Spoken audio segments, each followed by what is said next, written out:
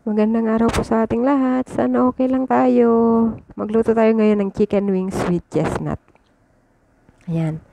Ito pong pinakita ko dito ay napakuluan ko na. Tapos nilagyan ko na ng chicken marinade. Mamaya ay papakita ko po sa inyo yung ginamit kong pinang marinade.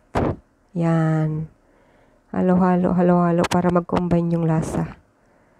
Nilagyan ko po pala yan ng 3 ginger na slice. Ayan.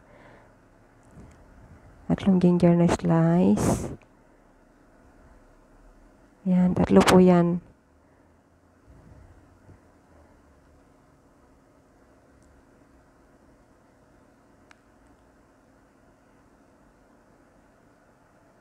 Tapos yung chestnut po ay pinakuluan ko na rin po yan ng mga 5 minuto.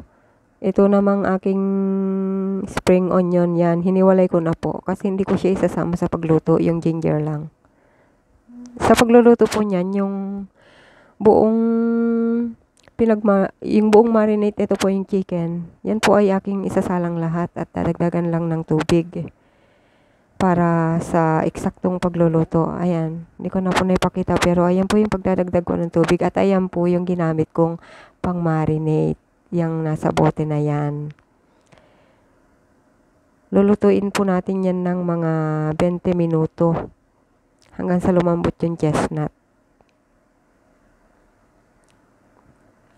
Ayan nga po at nakulo na. Ayan, hintayin natin ng 20 minutes para maluto yung chestnut at lumambot.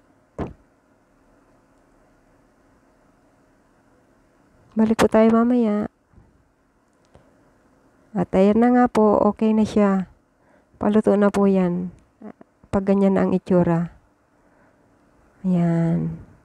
Natutusok na siya ng tinidor. At ito, okay na po. Ayan, tapos na po ako magluto. Maraming salamat po sa inyong panonood. Sana sa susunod po muli ay manood po kayo ng aking video. Salamat po. God bless.